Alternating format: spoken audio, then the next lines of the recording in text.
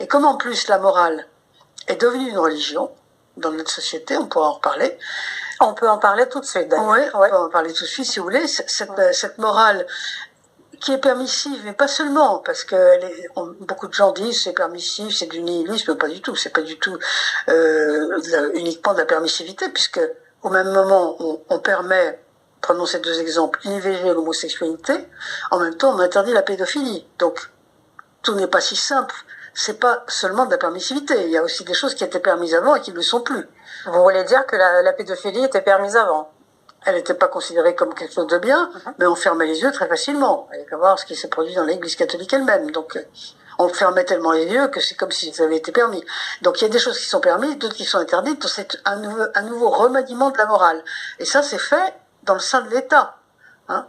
C'est l'État qui le dit et c'est l'État qui le fait. Autrement dit, et en plus, cette morale devient une religion, parce que comme nous n'avons plus de religion dans l'ensemble, il reste encore des chrétiens, mais dans l'ensemble, cette société n'a plus de religion, eh bien, il se passe ce qui se produit toujours dans l'histoire, parce que ça, nous avons d'autres cas. Lorsqu'une religion dépérit, c'est la morale qui prend la place et devient. L'idée de mutation du christianisme, comme là dans notre conversation, plutôt que de la décadence, c'est-à-dire que vous n'êtes pas du tout dans le cadre nous sommes en déclin. Pas du tout là-dedans, pas du tout. Donc, comment vous analysez? C'est-à-dire qu'il y a deux lectures. Il y a une lecture qui n'est pas la vôtre, c'est le déclin de la civilisation. Et puis il y a une autre lecture qui est la vôtre. Non, non, les civilisations ne meurent pas, elles mutent. L'affaire Galilée, où quand même on interdit à Galilée de croire à la réalité, quoi. C'est quand même incroyable. Ou Ignace de Loyola qui dit si tu vois blanc et que l'Église te dit que c'est noir, tu dois croire que c'est noir. Enfin. On peut dire ça de cette manière. Et puis, vous parlez des spiritualités de type asiatique. À quoi pensez-vous? J'ai eu beaucoup d'étudiants dans ma vie. Il y en a un certain nombre qui ont rejoint le bouddhisme japonais, par exemple.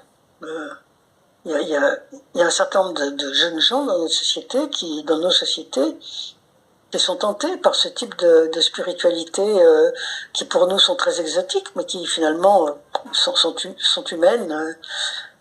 Et puis il y en a d'autres qui considèrent que l'écologie est une religion. Hein.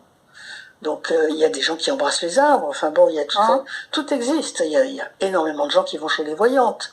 Plein de choses se remettent à exister derrière l'effacement progressif et limité, mais enfin l'effacement quand même de la religion fondatrice.